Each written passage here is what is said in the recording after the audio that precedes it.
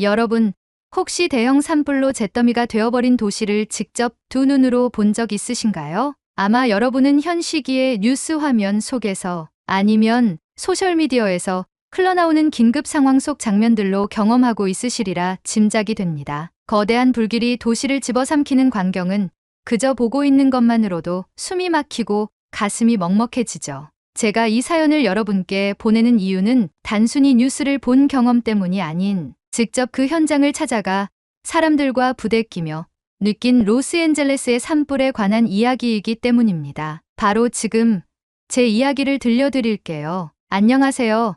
저는 샌디에이고에 거주하고 있는 29살 사라 앤더슨입니다. 저는 지금 간호사 면허 시험을 준비하며 틈틈이 공부하고 있는 학생이에요. 사실 제 인생은 늘 사람들을 돕는 방향으로 흘러갔던 것 같아요. 대학교 때는 사회복지학을 전공하며 취약계층을 위한 정책과 복지 시스템에 대해 배웠고 졸업 후에도 이 분야에서 일해왔어요. 하지만 한 가지 부족함을 느꼈습니다. 정책을 만들고 시스템을 운영하는 것도 중요하지만 현장에서 직접 사람들을 돕는 일은 또 다른 차원의 경험이겠다는 생각이 들었죠. 그래서 몇 년 전부터 간호사 면허를 준비하기 시작했어요. 그런데 며칠 전 저를 한순간에 움직이게 만든 일이 있었습니다. 바로 LA에서 발생한 대형 산불이었어요. 저는 샌디에이고에 살고 있음에도 불구하고 LA의 산불은 계속해서 TV와 인터넷 뉴스에서 보도되고 있었죠. LA 팰리세이드 지역의 산불이 커져가며 하늘을 붉게 물들이고 있었고 수많은 집과 상점이 불길에 휩싸여 사라지고 있는 모습이 계속해서 비춰졌습니다. 처음엔 산불이 워낙 잦은 지역이니까 곧 진화되겠지 라는 생각으로 별 느낌 없이 뉴스를 접하고 있었지만 제가 예상했던 것과 다르게 불길은 크게 확산되고 있었습니다. 센타에나 바람의 영향으로 걷잡을 수 없이 커지던 산불은 더 나아가 이튼 지역으로까지 확장되었고 현재 LA를 둘러싼 산이 모두 화마에 휩싸이며 도시를 위협하는 지경까지 이르렀죠. 도시로 날아드는 불씨에 주택들이 전소하는 상황도 뉴스로 접했습니다. 특히 몇몇 주민들이 피신하지 못하고 다친 채 구조를 기다리고 있다는 소식을 듣고선 더 이상 화면 속 사건으로만 느껴지지 않았습니다. 제가 가장 마음이 쓰였던 건 대피소 상황이었습니다. 산불로 집을 잃고 거리로 나온 사람들이 체육관 같은 임시 대피소에 몰려들고 있었죠. 인터뷰 화면 속의 한 여성은 울면서 이렇게 말했습니다. 전 가족과 여기에 갇혀 있어요. 구호물자는 부족하고 하루하루가 너무 힘들어요. 그리고 집이 전부 타버린 할머니는 근심이 가득한 표정으로 인터뷰를 하고 있었습니다. 오랫동안 살아온 집이 한순간에 불에 타버렸어요. 그런데 보험도 적용되지 않고 전 갈 곳을 잃어버리고 말았습니다. 이곳은 마치 지옥 같아요. 그녀의 절박한 목소리는 제게 말하는 것 같았어요. 지금 당신이 필요하다고요. 저는 컴퓨터 책상 위에 펼쳐져 있던 간호학 교재를 덮었습니다. 그리고 마음을 굳혔어요. 가자.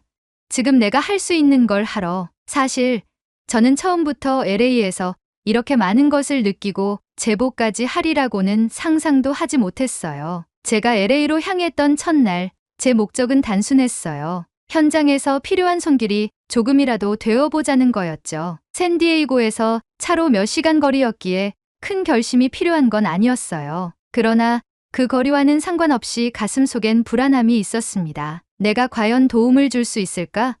혹시 방해만 되는 건 아닐까?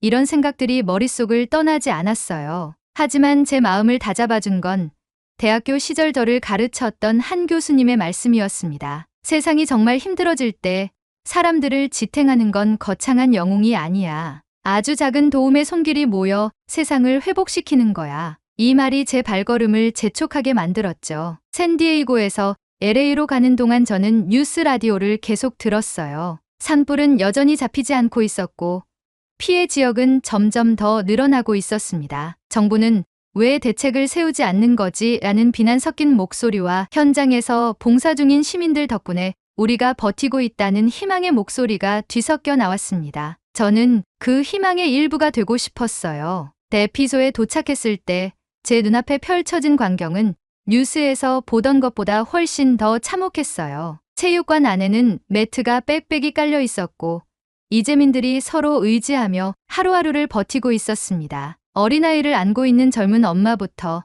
휠체어에 앉아있는 노인까지 모두 피곤에 찌든 얼굴이었어요. 저는 대피한 주민들을 위해 자원봉사를 하고 싶다고 전했지만 물품 배분을 하고 있던 자원봉사자들은 현재 다른 자원봉사자들이 많아서 크게 도움을 줄 건 없을 거라고 했습니다. 그때 한쪽 구석에서 다리에 바지를 힘겹게 찢어내며 신음하고 있는 남성이 보였습니다. 저는 그에게 도움이 필요하냐고 물어보기 위해 그에게 다가갔습니다. 그리곤 놀라운 광경을 목격했습니다. 그는 다리와 팔에 심각한 화상을 입고 있었고 스스로 처치를 하기 위해 바지를 찢어내고 있었습니다. 저는 상태가 심각합니다. 왜 병원에 안 가시고 혼자 처치를 하고 계세요?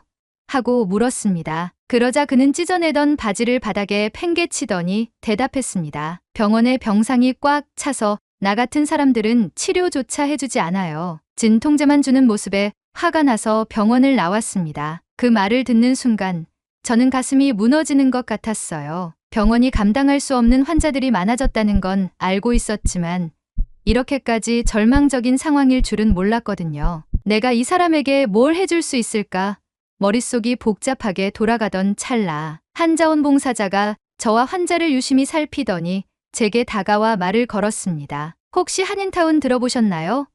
거기서 한인 의사분들이 임시 병상을 운영하고 계신다는데 혹시 도움이 될까 하고요. 그 말을 듣는 순간 저는 확신했습니다. 이 사람을 한인타운으로 데려가야 한다는 걸요. 저는 남성에게 한인타운으로 가자고 재촉했습니다. 남성은 그닥 내키지 않는지 괜찮다고 연거푸 거부하였지만 저는 남성의 화상 자국을 보며 자칫 피부가 썩거나 오염이 되어 더 안 좋아질 수 있다는 것을 강조하며 그를 타일렀습니다. 남성은 고민을 하다 결국 승낙하였고 저는 남성을 데리고 나와 제 차에 태웠습니다. 남성을 데리고 대피소를 나선 순간부터 모든 것이 긴박하게 느껴졌습니다. 한인타운까지는 차로 30분 정도 걸리는 거리였지만 도로는 산불로 인해 일부가 통제되어 돌아가야 했습니다. 불길이 아직 완전히 잡히지 않은 지역을 지날 때면 창문 밖으로 보이는 풍경이 마치 전쟁터 같았어요. 검게 타버린 건물들,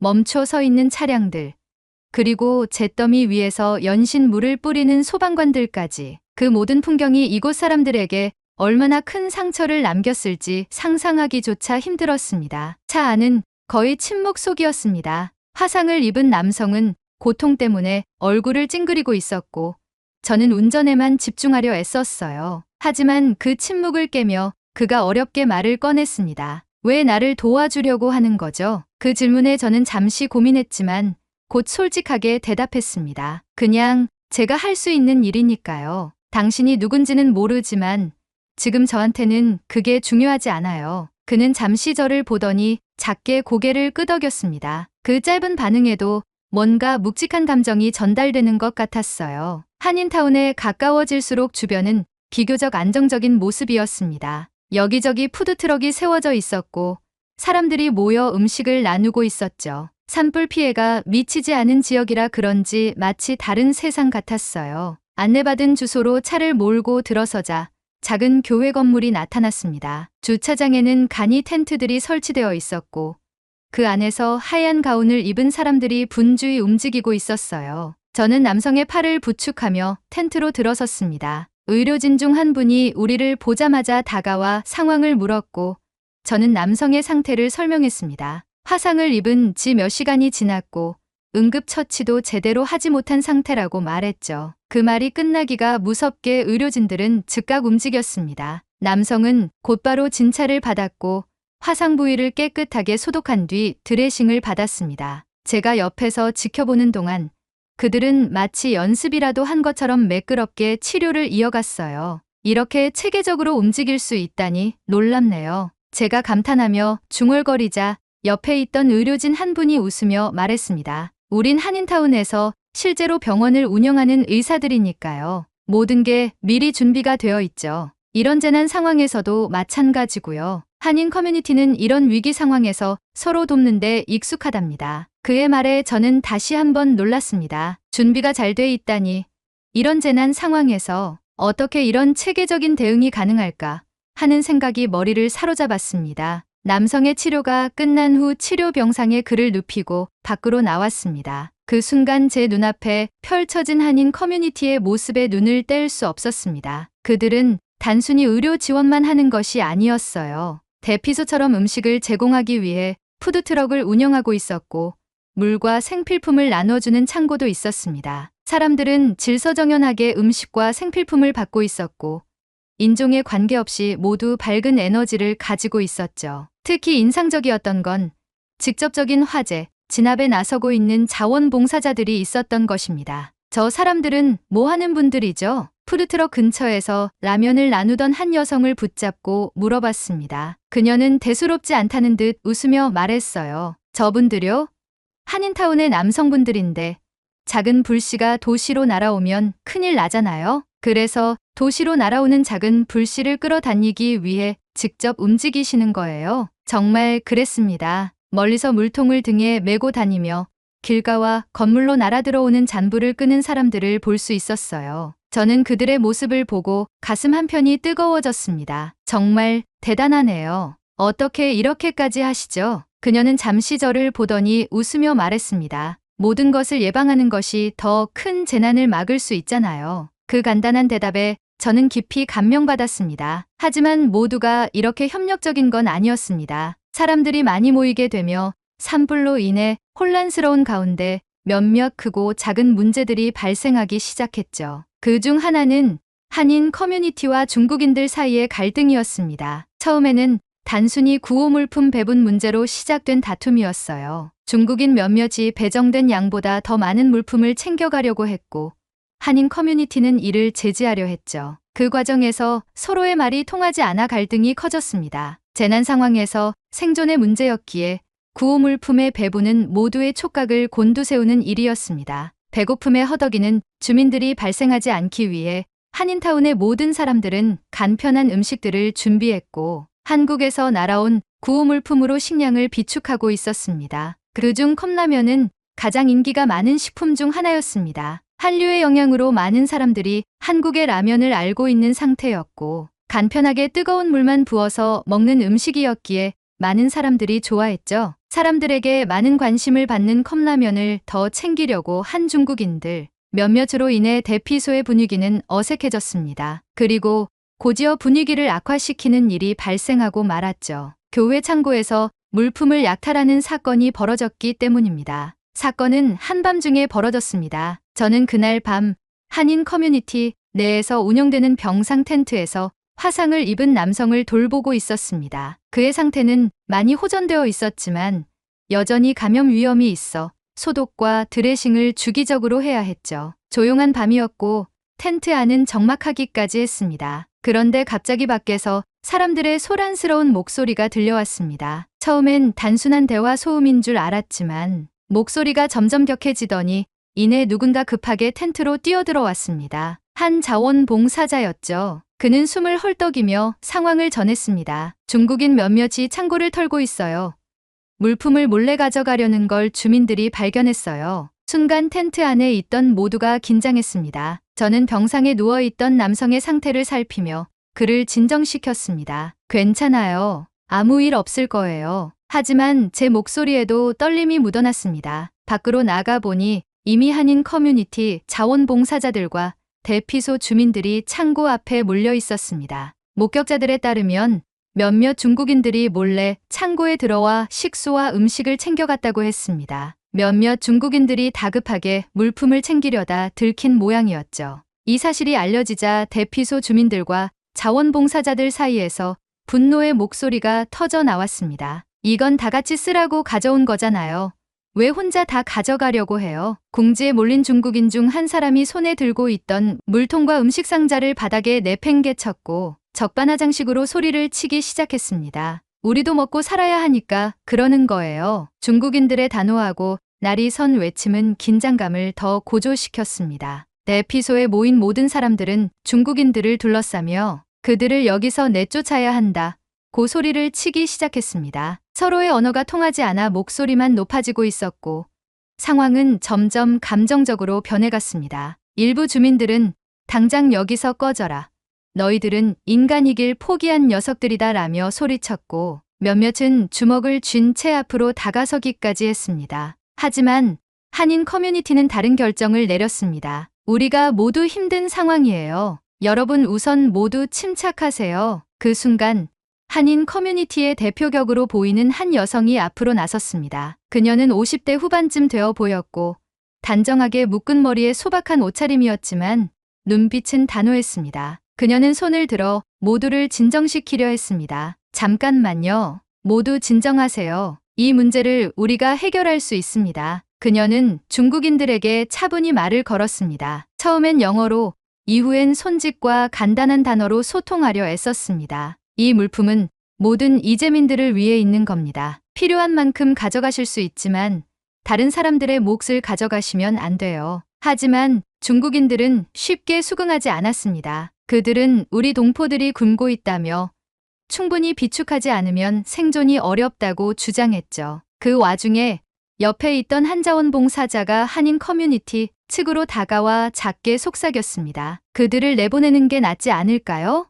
너무 위험해요. 하지만 여성은 고개를 저으며 이렇게 대답했습니다. 아니에요. 우리가 그들을 돕지 않는다면 이 사태는 더 나빠질 겁니다. 지금은 모두 힘든 상황이에요. 다 같이 살아남아야 해요. 그녀는 곧바로 창고 담당 자원봉사자들에게 지시를 내렸습니다. 필요한 만큼 물과 음식을 나눠주세요. 하지만 약속하세요. 더 이상 이렇게 몰래 가져가려 하진 않을 거라고요. 중국인들은 잠시 망설였지만 곧 고개를 끄덕이며 그녀의 제안을 받아들였습니다. 물과 음식을 필요한 양만큼 받은 그들은 작게 고개를 숙이며 사과했고 그 모습을 본 사람들 사이에서도 긴장이 조금씩 풀리기 시작했습니다. 이 광경을 지켜보며 저는 큰 깨달음을 얻었습니다. 이런 혼란스러운 상황에서도 서로를 배려하며 다름을 포용하려는 이들의 태도는 놀라울 정도로 성숙하고 따뜻했어요. 나중에 한 자원봉사자에게 물어봤습니다. 어떻게 그렇게 침착하게 대응할 수 있었던 거죠? 그는 미소를 지으며 말했습니다. 우리 한인 커뮤니티는 이런 위기 상황에 익숙해요. 힘든 시절도 많았지만 그때마다 우리가 서로를 지켰기 때문에 지금까지 온 거라고 믿어요. 그의 말이 가슴 깊이 와닿았습니다. 저는 그날 밤 화상을 입은 남성을 간호하며 한인 커뮤니티의 사람들이 얼마나 놀라운 정신을 가지고 있는지 다시 한번 생각하게 되었습니다. 그날 밤의 긴박한 사건이 지나가고 한인 커뮤니티는 다시 평소의 체계적인 모습으로 돌아갔습니다. 중국인들과의 갈등은 봉합되었고 약탈 시도가 있었던 창고 주변에는 보안 강화를 위해 자원봉사자들이 24시간 순번을 정해 지키기로 했습니다. 하지만 이 모든 과정에서 한인 커뮤니티는 감정적으로 치우치지 않고 끝까지 인간애를 지켜냈습니다. 이들의 태도는 저를 포함해 대피소의 다른 주민들까지도 깊이 감명받게 했습니다. 그날 이후 저는 자연스럽게 한인 커뮤니티에 속해 자원봉사를 이어가게 되었습니다. 특별한 지시나 절차가 있었던 건 아니었어요. 그저 사람들이 도움을 필요로 하는 곳으로 발길이 이끌렸고 제가 할 수 있는 일을 하다 보니 어느새 한인 자원봉사자들과 함께 움직이고 있었습니다. 푸드트럭에서는 매일 아침 따뜻한 한식이 준비되었습니다. 김밥, 국밥, 컵밥 같은 메뉴들이었는데 간편하게 조리해서 많은 사람들에게 전달할 수 있는 음식이었죠. 대피소에 있던 수많은 사람들은 처음 접해보는 음식임에도 감탄하며 맛있게 먹었습니다. 저는 한 이재민 가족이 국밥을 맛보며 했던 말을 잊을 수 없습니다. 이건 단순히 음식이 아니라 위로 같아요. 뜨겁고 정성이 담겨 있어서 그런지 이걸 먹고 나니까 정말로 괜찮아질 것 같아요. 또한 화재 진압에 나선 한인 자원봉사자들의 이야기도 인상적이었습니다. 그들은 소방관들과 협력하며 도심 외곽의 작은 잔불을 끄고 다녔습니다. 특히 한 푸드트럭 사장님은 자신의 트럭을 소방관들에게 물과 음식을 나르는 데 사용하면서도 이건 내가 해야 할 당연한 일이라며 겸손하게 웃곤 했습니다. 이런 이타적인 태도는 대피소의 많은 사람들에게 깊은 인상을 남겼습니다. 한인 커뮤니티와 함께하며 저는 많은 것을 배웠습니다. 가장 크게 느낀 것은 진정한 연대란 서로 다른 배경과 문화 속에서도 이해하고 배려하려는 태도에서 나온다는 점이었습니다. 중국인들과의 갈등 이후에도 한인 커뮤니티는 이들을 적대시하지 않았습니다. 오히려 그들을 대피소의 중요한 구성원으로 받아들이며 함께 지낼 방법을 모색했죠. 한 번은 창고 약탈 사건 이후 한 자원봉사자와 대화를 나눈 적이 있습니다. 솔직히 화가 나지 않았나요? 약탈당했을 때 말이에요. 그는 잠시 생각하더니 이렇게 대답했습니다. 물론 화가 났죠. 하지만 생각해 보세요. 만약 우리 입장이 반대였다면, 우리가 가진 게 아무것도 없어서 그런 선택을 해야 했다면 어땠을까요? 결국엔 이해하려고 노력하는 게 더 나은 길이더라고요. 이 말은 제가 오랫동안 간직할 가르침이 되었습니다. 며칠간의 자원봉사 경험을 통해 저는 단순히 돕는 역할을 넘어 그들과 함께 성장하는 자신을 발견할 수 있었습니다. 화상을 입은 남성도 점점 건강을 회복했고, 그는 한인 커뮤니티에 깊은 감사를 표했습니다. 당신들 아니었으면 난 어땠을지 모르겠어요. 이 사람들, 그리고 사라 당신 덕분에 살았어요. 그의 말은 저를 뭉클하게 만들었습니다. 이 경험을 통해 저는 단순히 직업적 준비를 넘어 인간적으로도 큰 깨달음을 얻었습니다. 사람들을 돕는다는 것은 단순히 물리적인 지원만이 아니라 함께 아파하고 이해하려는 마음에서 시작된다는 것을요. 한인 커뮤니티의 모습은 제게 영원히 잊을 수 없는 기억으로 남을 것입니다. 그들은 단순히 위기 상황을 넘긴 것이 아니라 위기 속에서 어떻게 인간다운 태도를 지킬 수 있는지를 보여주었습니다. 그리고 그것이 바로 저를 비롯한 다른 사람들에게 큰 영감을 주었죠. LA 산불이 소강 상태에 들게 되면 저는 샌디에이고로 돌아가려고 합니다. 하지만 떠나면서도 이곳에서 배운 모든 것을 마음속에 간직할 것입니다. 한인 커뮤니티의 따뜻함, 그들의 연대, 그리고 재난 속에서도 희망을 잃지 않는 그들의 정신. 혹시 여러분도 이런 이야기를 들으며 무언가 느끼셨다면 한 가지 부탁드리고 싶어요. 우리가 가진 작은 여유와 정성을 이웃에게 나누는 일을 두려워하지 마세요. 그것이 바로 우리가 서로를 더 강하게 연결할 수 있는 방법이니까요. 저는 이제는 한 명의 간호사가 아닌 진정으로 사람을 이해하고 돕는 사람이 되고 싶다는 결심을 하며 이야기를 마치려 합니다. 감사합니다. 오늘의 사연은 여기까지입니다. LA에 번진 산불이 얼른 꺼지고 살기 좋은 삶의 터전으로 복구되길 진심으로 바라겠습니다. 여러분도 많은 응원 부탁드리겠습니다. 2025년 새해 복 많이 받으시고 가정의 평화가 항상 깃들길 진심으로 바라겠습니다. 겨울철 독감이 날이 갈수록 심해지고 있습니다. 이번 독감은 평소와 다르게 기간이 길고 목에 치명적인 독감이라고 합니다. 목 건강을 챙기는 것이 독감의 가장 좋은 예방법이라고 합니다. 마스크는 필수로 착용하시는 게 좋다고 하며, 목을 마르게 하는 차나 커피는 조금 참고 충분한 물을 섭취하여 목을 항상 촉촉하게 유지해주는 것이 좋다고 해요. 여러분이 아프지 않고 항상 건강하길 진심으로 바랍니다. 오늘의 이야기가 마음에 드셨다면 좋아요 한 번씩 부탁드리겠습니다. 그리고 여러분의 댓글은 제게 큰 힘이 됩니다. 다음엔 더 좋은 사연으로 여러분을 찾아뵙겠습니다. 시청해주셔서 감사합니다.